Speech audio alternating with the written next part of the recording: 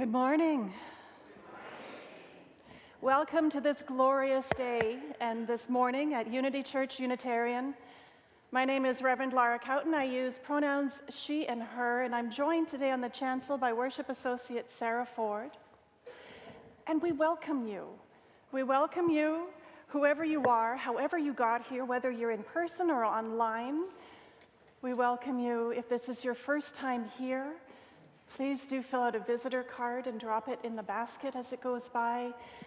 And we welcome you if this is the place you've been making your spiritual home for weeks, months, decades. We're so glad you're here this morning. Whoever you are, whatever gifts and burdens and wounds that you bring, we are happy that you are here today. Whether you come seeking comfort or challenge or inspiration, balance, community, may you find here what will nourish you in your life to help you build integrity, service, and joy into how you express your life. In your order of service, there's a little flyer. It's called This Week at Unity, which keeps you informed of upcoming events. And it serves as an invitation for deepening into our congregation, ways for you to really connect. Today, I would like to inform you that the Housing Justice Team has a table set up in the parish hall for this year's Construction Week with Habitat for Humanity, which will take place June 3rd to 7th. This is a renovation and modernization project in Roseville. So stop in at the parish hall table for more information. And today's Finding Yourself at Unity topic is Membership 101. So you can explore with our membership director, Philippa Anastos, the many ways that congregants connect with one another. And this is held upstairs after this morning service at 10:15 in the Gannett room. But for now, let us just settle in, come into this space, leave the outside world and whatever you're doing this afternoon outside, and let us begin our worship together with the pealing of our bell.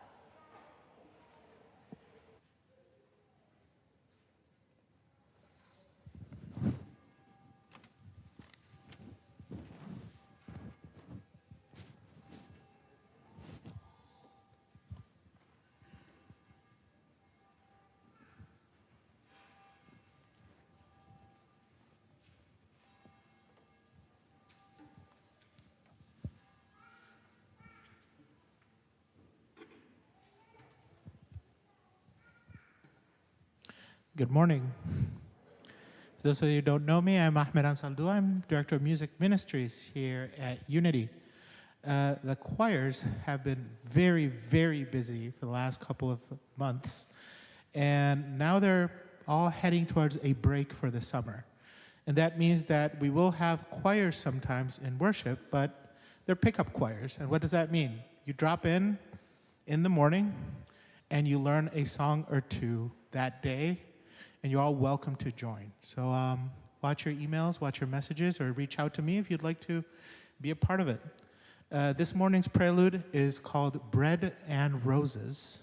Bread and Roses, that was a slogan of the women's suffrage movement, bread for all and roses too.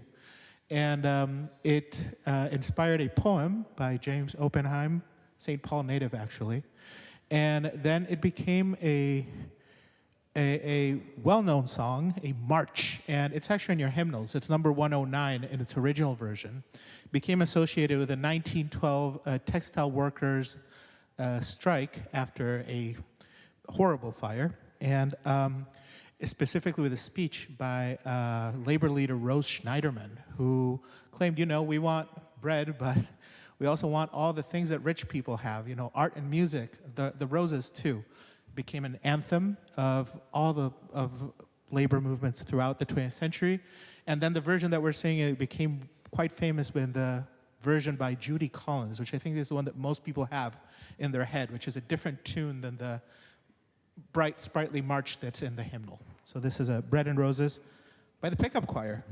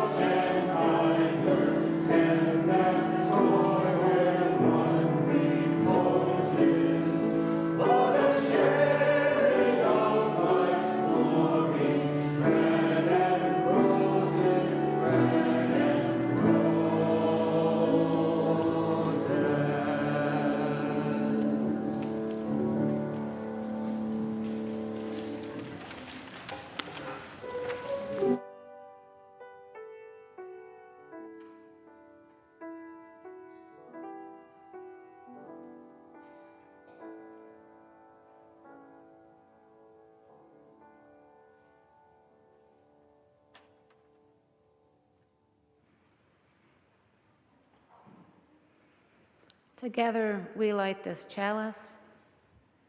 Together we see its light. With kindness and in deep bonds of community, with love for the human family in all its variety, with reverence before the world and its teeming web of life, may we care for our earthly home and for each other with courage, love, and justice. As we light our chalice, please join in our unison words. We light this chalice as a symbol of our faith, the light of truth, and the warmth of love.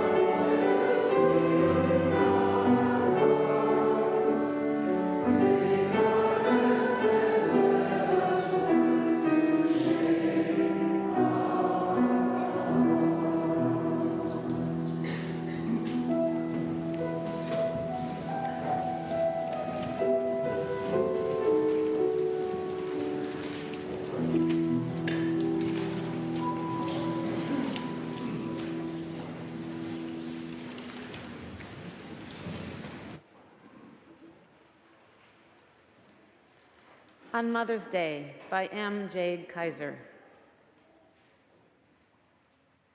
A mothering force of life, ancient and alive, calls us into being, nurtures us with care, strengthens, and supports us. For all those through whom this life force mothers, we give thanks. For those who teach us to be courageous and kind, who hold our grief and fight to make a way with us and for us. Who love us when the world doesn't. Who encourage us to share our deepest and most authentic gifts for the sake of the collective whole. We are grateful.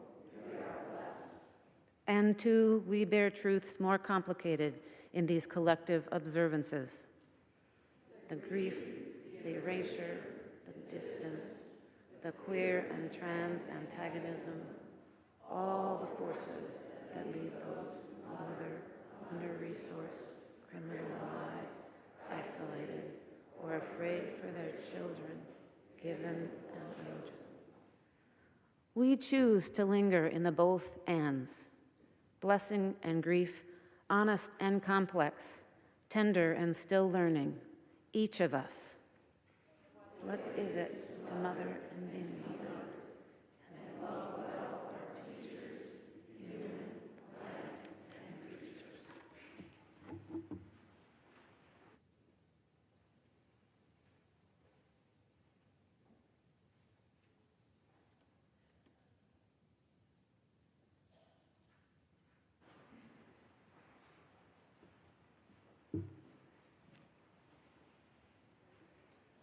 with Nelson and Drew and Katrina and Molly and other members of the religious education ministry team on this Sunday when we conclude our religious education program year and we're ready to transition into summer in the garden.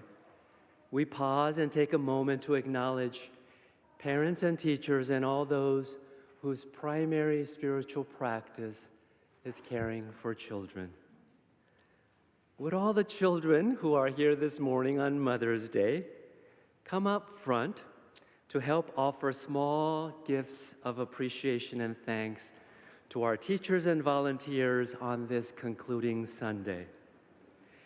And as the children come forth, I want to remind the church congregation, as I do every year, that along with the order of the Franciscans, or the Naqshbandi order of the Sufis, or the order of the Tibetan Panchen Lamas, there is also a religious order here at Unity Church, a community set apart by their specific religious devotion to children and youth.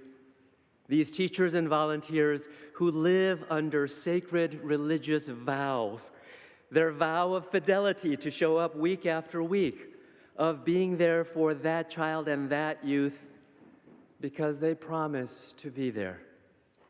Their vow of poverty in giving of their time, mind, heart, their sense of decorum and cleanliness and illusion of control as they surrender to love that asks for everything. And their vow of obedience, that ancient word which means obadire, which is from listening and from hearing the beauty hidden inside the child heart. For keeping your vows over the course of the year, thank you and thank you.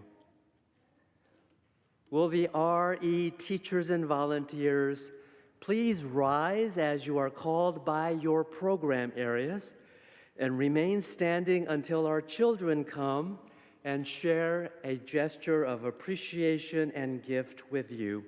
Once you have received a gift, please take your seat so our children can see who is still left standing in need of a gift. To all those who have given support to childcare in our nursery, special programming for holiday Sundays, volunteers helping with the celebration of new lives, Spirit Play teachers for our preschool and kindergarten children, rotations teachers for our grade school children, our playground chaperones, middle school teachers, our chalice lighter coordinator, and children's library support. Thank you all. Our whole lives teachers, coming of age teachers and mentors, summer in the garden volunteers, members of the religious education ministry team, for those who have offered themselves to our shared ministry in music ministries, including children's choir, youth choir, and the youth musical, for substitute teachers and the unsuspecting parent who looked available and willing to be pulled into the classroom and open your heart to humanity on steroids.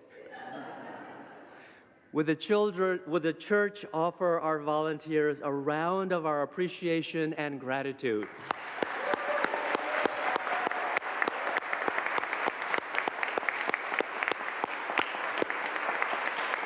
Okay, children, the people who are standing need a gift, so grab a gift and we will make our way to Ames Chapel as you gift our volunteer teachers. And as our children do this, would the congregation bless and sing our children out?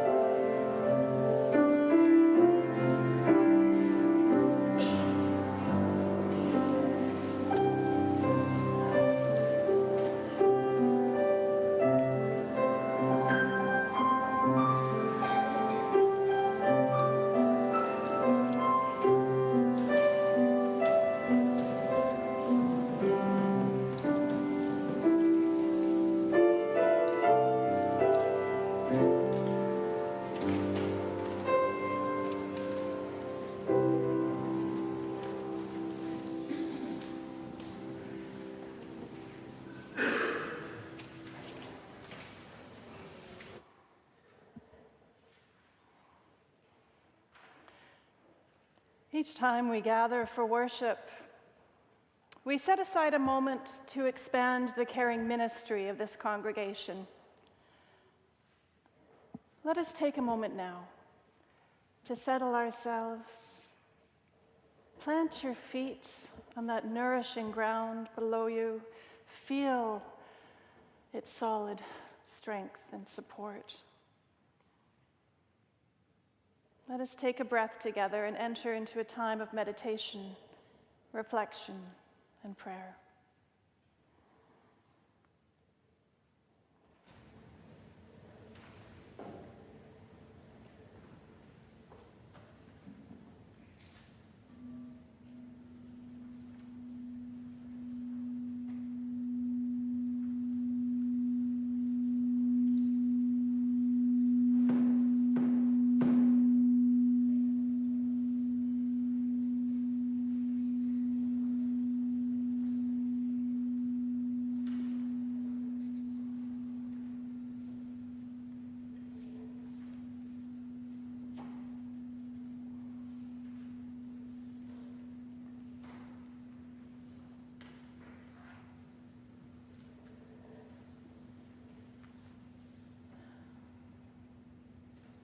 As we share with one another the milestones of joys and sorrows and celebrations and concerns that mark our lives from their beginnings to their endings, we weave a beautiful tapestry of community together, greater than any single one of us.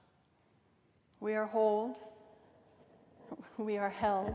and we hold one another. On this Mother's Day, there are those among us with hearts full of gratitude, and those that are heavy with the complexities of life. We acknowledge the spectrum of emotions that this day brings: joy for the blessings of nurturing, and regrets for the moments missed or misunderstood, and the ache of loss for those no longer with us. We are grateful for the gift of mothers in all their diverse forms: biological mothers, adoptive mothers, foster mothers, grandmothers, aunts, teachers, all those who have played a maternal role in our lives, regardless of gender or familial attachment. May we cherish these moments of love and care that they have bestowed upon us. And we also recognize the pain that this day may hold for some. For those who longed to be biological mothers but faced infertility or loss. For those who have strained relationships with their mothers, or for those mothers who no longer have contact with their children. For those who are grieving the absence of a beloved mother figure. We offer our comfort and healing presence to you. In all the blessings and challenges of our lives, we do hold and are held by one another in community. And in our community today,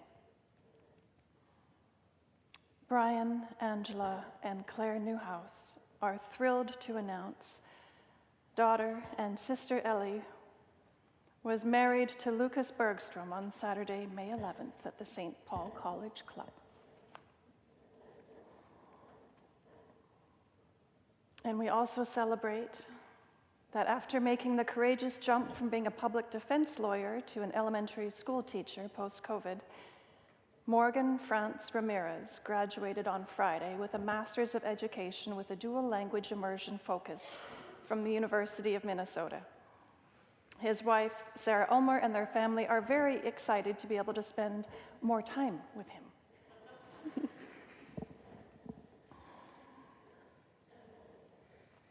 We lift our prayers of healing and care for Bob Ambrose, who underwent a quadruple coronary bypass surgery last Friday on May 3rd.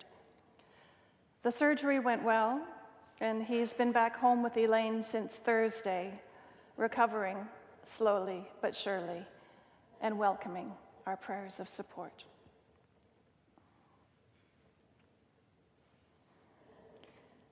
We celebrate the life and mourn the death of Mary Pollard, who passed away peacefully on Wednesday, May 8th, surrounded by her loving team of daughters, Julie, Lynn, Karen, and Susan.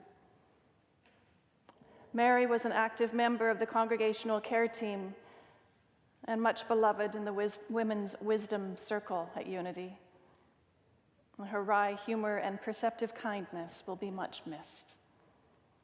Details of a celebration of life are underway. We also remember the life of longtime Unity member Carol Dixon, who died on Tuesday, May 7th, after a series of illnesses left her body too fragile to continue in life. Carol had also served on Unity's pastoral care team for a while and will be missed by many. We hold her son Brent Wetzel and their family in our tender care. A celebration of life will be held likely in Duluth in the coming months. Our hearts expand to hold and bear witness to all of this and to one another. And I invite you to speak aloud or in the silent sanctuary of your heart the names of those that you wish for us to hold in our communal prayer today.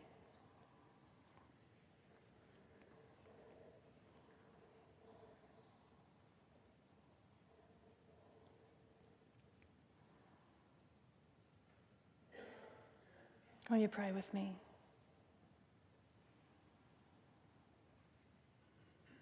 Spirit of life, source of all, Holy One, we gather today in the vast embrace of our shared human experience.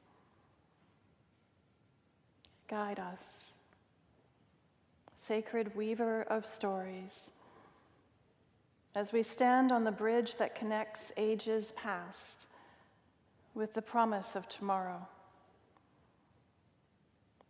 Let us be ever mindful of the stories of our ancestors, of our shared experiences, and the dreams of the generations yet to come.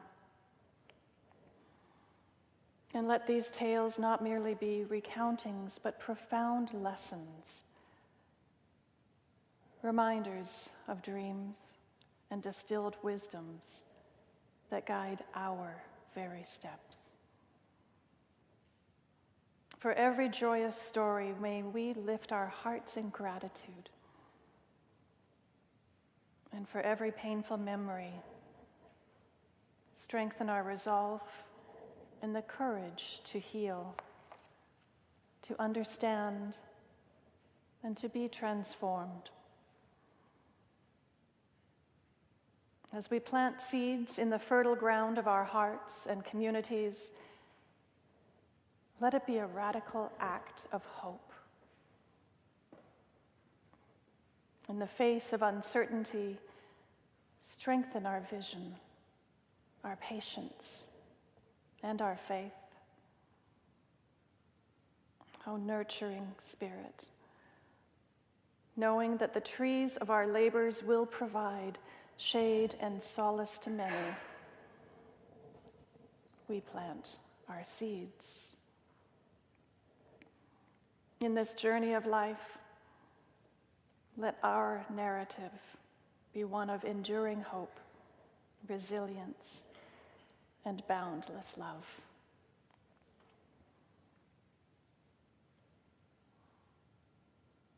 In the name of all that is holy and hopeful, we pray. Blessed be. Amen. Let us share a moment of silence.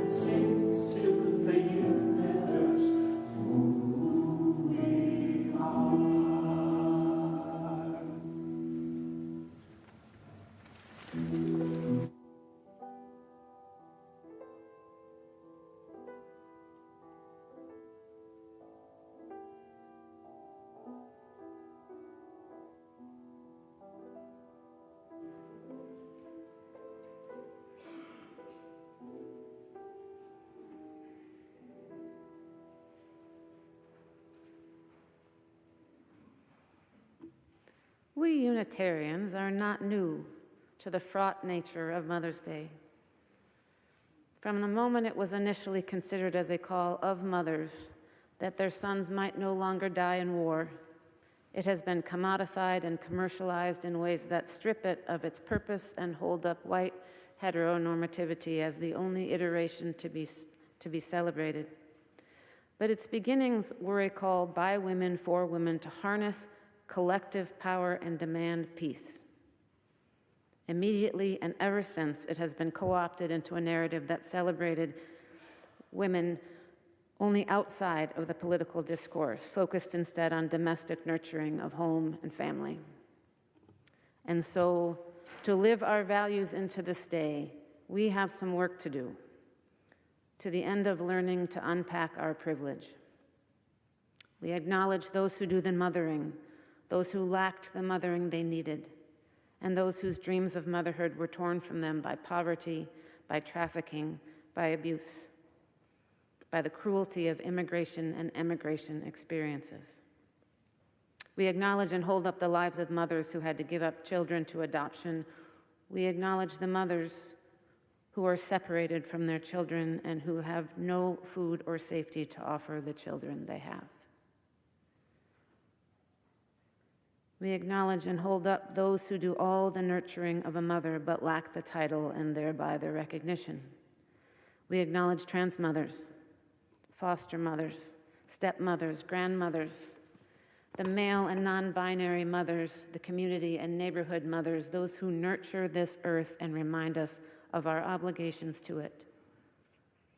We acknowledge the waste laid by Western colonizers to eons of native practices that understood human life as woven intricately with the health of the planet, for what was lost in that devastation included lessons about how this earth mothers us and how, in turn, we must mother it. And to the ends of turning our focus away from the commercialized, patriarchal, and white-centered iteration of dominant culture and back towards its original hope, I'm adapting an essay by Unitarian minister Kimberly DeBoos, who points us to our work for peace as being at the center of making this day meaningful. During the Civil War, Julia Ward Howe called on mothers to come together and protest the futility of their sons killing the sons of other mothers. Later, Anna Reeve Jarvis took up the call again, and in 1908 hoped that a new call for a Mother's Friendship Day could be a formalized way to reunite families that had been torn apart by the Civil War. Reuniting hearts and minds, calling for and working for peace, praying that other mothers, sons, and daughters not be killed in senseless wars. This is the heart of Mother's Day. It is, if we can reclaim it, a call for peace. It's not surprisingly one of our own principles calls for peace and our work toward it, namely the goal of a world community with peace, liberty, and justice for all. So our faith calls us to work to peace. When we are at our best, our congregations work toward peace in neighborhoods, communities, cities, states, nations, and at the global level. And that, says the Reverend Kimberly DeBoos, is how we redeem Mother's Day. And so for us, here at the corner of Portland and Grotto and St. Paul, while the mother in all of us cries out for peace, let us keep our focus on that goal. Happy Mother's Day. Happy celebration of the mother in all of us, in our shared commitment to better see and attend to what needs nurturing. Let us never stop searching for those lost lessons on how to live in a reciprocal, mothering relationship with the earth, and let there be peace. Let us be renewed in our commitment to work to that end.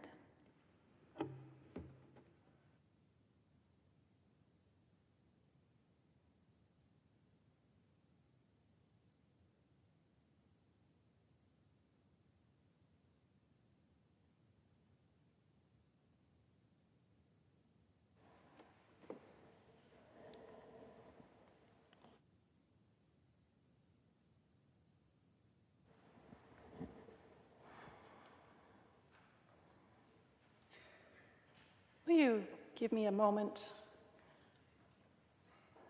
to say, hi, Mom? Pretty sure my mother, Charlotte, is watching us online. Happy Mother's Day.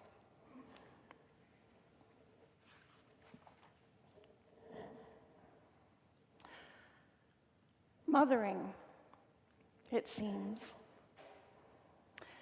has little or nothing to do with giving birth, and is not restricted to a particular gender. It seems that it's more about care and nurture and many other things that have nothing to do with birth.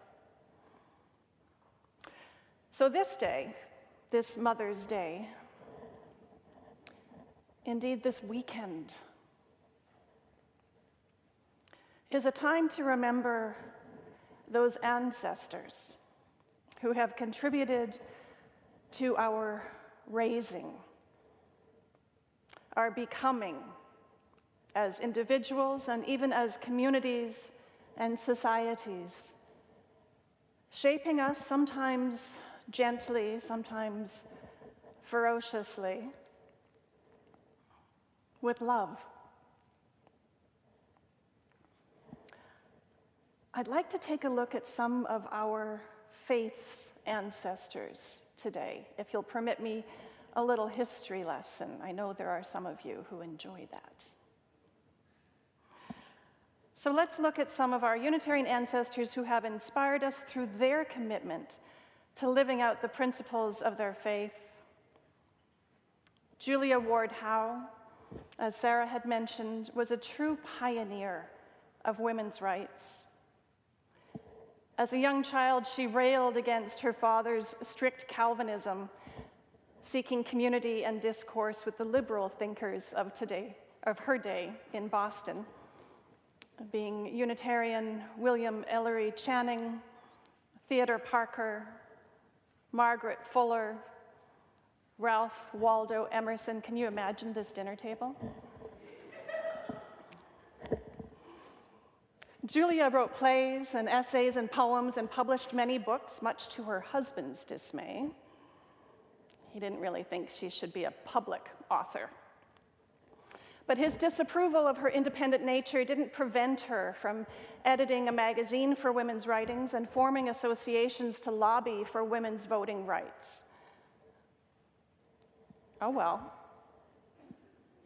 She continued writing and lecturing and organizing women's groups wherever she went, and she preached frequently at her own and at other Unitarian churches. And in 1893, she gave an address at the first World Parliament of Religions in Chicago, titled, "What is Religion?" 1903. What a bold thing to ask at the World Parliament of Religions. Julia Ward Howe is the author of the famous song written during the American Civil War, the Battle Hymn of the Republic. And as she supported the Union Army in their fight to end slavery, she was also a person of her time who could understand a limited context for as broadly liberal thinking she was, a limited context of vision of what freedom might mean. But she was a great advocate of women's equality and inspired people with her words and her wit, even in her final years. And before she died at the age of 91, her advice to one visitor was, "Study Greek, my dear. It's better than a diamond necklace." Julia had raised 5 children of her own, and her legacy of activism, conviction of values, and work for justice helped to inform future generations and social justice movements within Unitarian Universalism and also across this country. Julia said, "I am confirmed in my division of human energies. Ambitious people climb, but faithful people build." So you'd likely all heard about or been quite familiar with Julia Ward Howe. but one of my favorite Unitarian ancestors, one of my heroines, is a household name in Canada, but not as well known here. Dr. Lotta Hitchmanova. Anyone? Oh, good. Born in 1909 to a wealthy Jewish family in Prague, which was then Bohemia and is now the Czech Republic. Lotta spoke 5 languages and studied philosophy and political science and journalism, and she earned a PhD. She was writing for several newspapers when the Second World War broke out, and her writings reflected her anti-Nazi sentiments. And so her name was on a list of journalists to be detained by the Nazis. She was in Belgium at the time, and she got the notice to flee. She managed to get to France, where she could obtain employment with an immigration service that assisted refugees. And it was through her work there that she came into contact with the Boston-based Unitarian Service Committee. You're familiar with that? Okay. In 1942, Lotta was able to escape from Europe by sailing from Lisbon to New York on a refugee-packed twin-screw steamer that was designed to carry bananas rather than passengers. She was tasked with delivering a report to the Unitarian Service Committee in Boston, and once she had done that, she quickly departed to Canada, which, unlike the United States, had granted her a visa and welcome. She settled in Ottawa and joined a Unitarian church there. And with her knowledge of many languages, she translated documents and letters which helped her new country to fight Nazis. And she also traveled around Canada, speaking at churches and public meetings, asking for food and medicine and blankets and clothing and finances to send to the people whose countries were being destroyed by war. So in 1945, the war against the Nazis ended, but the need for help had not ended. Thousands of people, many of them children, were hungry or wounded and had no place to live. Their homes had been destroyed, and their parents, quite often, had been massacred. Lotta Hitchmanova helped to create the Unitarian Service Committee of Canada, and her work went on. "We have much," she told the people in Canada, "and the war refugees have nothing, and that is not fair."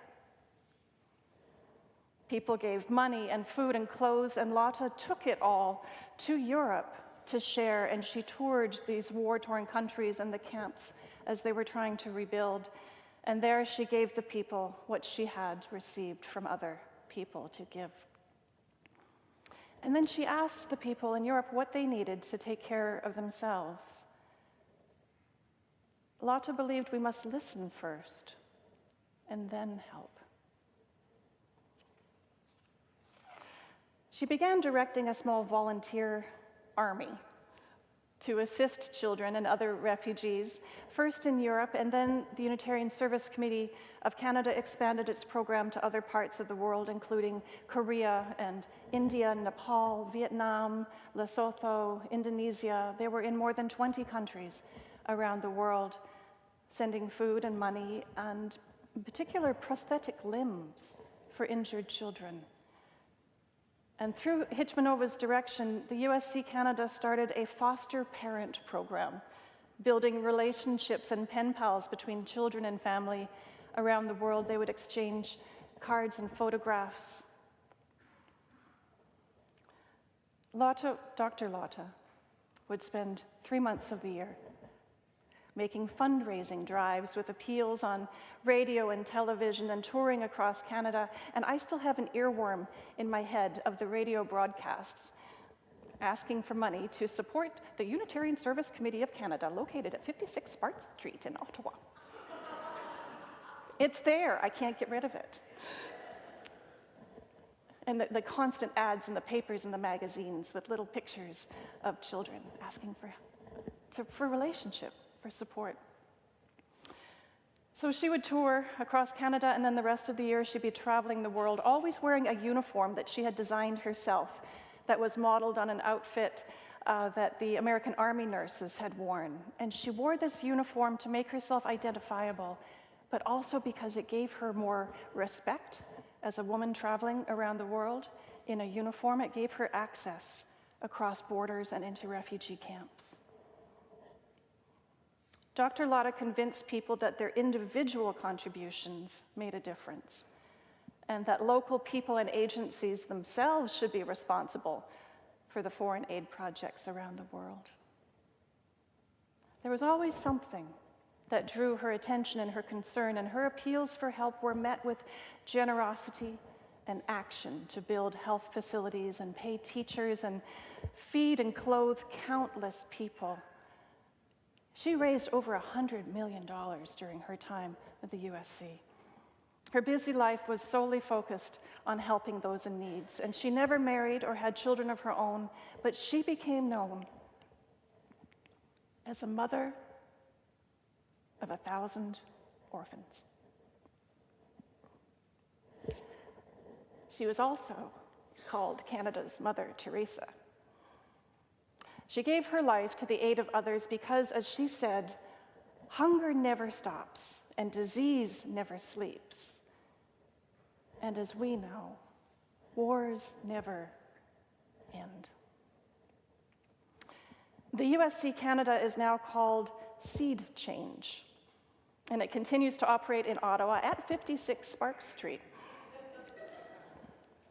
It's been focusing since 2000 on work on small-scale farmers in 12 different countries, and today the mission of Seed Change is to build food sovereignty by working with partners to enhance biodiversity and promote ecological food systems, and to counter inequality within those systems around the world. In 2020, Dr. Lotta Hitchmanova was one of 8 finalists to be represented as the face on Canada's new $5 bill. We got to vote, but Unitarians didn't have enough votes in Canada. That's okay, it was fun. Could you just imagine? The joke was that would be a whole lot of cash. Right? So as far as I know, there's no evidence that our Lotta ever met Reverend Dr. Norbert Čapek, who was also in Prague at the time that the war broke out. But Lotta was Jewish, remember, and not Unitarian at the time. But Norbert Čapek was the founder and minister of the Unitarian Church in Prague, and I'm sure they would have been good friends. They both spoke out against the Nazis and encouraged people to resist German occupation, and they both ended up on a list of potentially dangerous intellectuals to be detained and then later executed. Luckily, Lotta got away, but Čapek did not. He did not heed the warnings he received. He chose instead to stay and to support his congregation through those dark and dangerous days. And when the Nazis took control of Prague in 1940, they found Dr. Čapek's gospel of the inherent worth and beauty and dignity of every human person to be as anti-Nazi as it could be. And court records show they deemed him too dangerous to the Reich to be allowed to live. Reverend Dr. Čapek was sent to Dachau, where he was killed the next year during a medical experiment. And so it was Reverend Maja Čapek, Norbert's wife, and also a minister in Prague with him, who had introduced to us the now very familiar flower ceremony, or flower communion. She was at the Unitarian Church in Cambridge, Massachusetts, doing a tour of the United States to raise funds to support the war effort in the Czech Republic, to support the people there in Czechoslovakia at the time. And unfortunately, Maja was unable to return to Prague because the war broke out. And it wasn't until after the war was over that she found out that her husband had been killed in the Nazi concentration camp. But from its very beginning, the flower communion or flower ceremony service has spread to many of our Unitarian Universalist congregations in this country, on the continent, and around the world, and it has been adapted along the way. But the ritual which we observe, and we will observe here in a few weeks, the story and the symbolism of it are now woven into the tapestry of our faith. This is the narrative of our ancestors in our today's faith tradition. So Julia Wardhow, Lotta Hitchmanova, Norbert and Maja Čapek, ancestors who have nurtured and supported, sacrificed greatly, and fiercely loved. Called by their faith to be protectors and providers of love and justice for us, for the world's children, and for their future, for our future. May we learn and continue to tell and learn from the stories of our ancestors and honor their legacies and grow into the promise of our own stories, nurtured and held by an expansive love that is mother to us all. May it be so. Amen.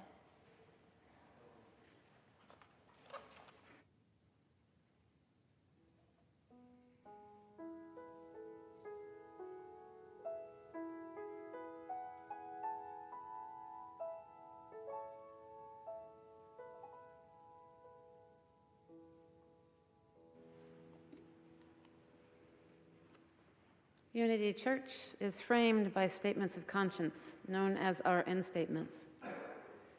And one of those is generously give and openly receive compassionate care in times of joy and sorrow and transition. Our compassionate care extends beyond the walls of this church to communities with whom we share a common interest. This is at the heart of Mother's Day. Each week, the larger portion of our offering goes to our community partners. Unity's partner church team works with the Hungarian Unitarian Church to collect and distribute funds for Ukrainian refugee relief. The mission of this joint effort is to offer a steady helping hand to all struggling for wartime survival, regardless of denominational affiliation. Today's offering will help cover the ever-increasing costs of getting survival supplies from Transylvania into war-torn Ukraine. Please give as generally as you are able. Will the ushers now come forward?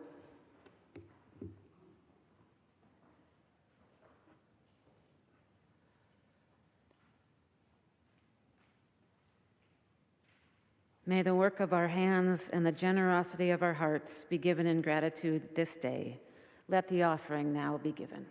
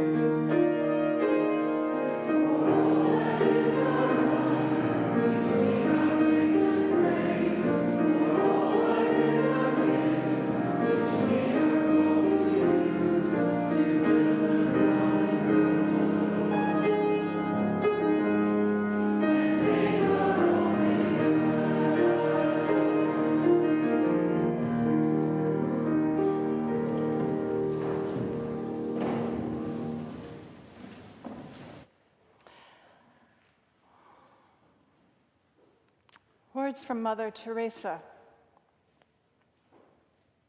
Love cannot remain by itself.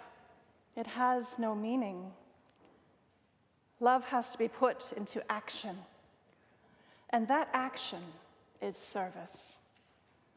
Whatever form we are, able or disabled, rich or poor, it is not how much we do, but how much loving we put into the doing. A lifelong sharing of love with others. May it be so. We extinguish this flame, but not the light of truth, the warmth of community, the fire of commitment. These we carry in our hearts until we are together again.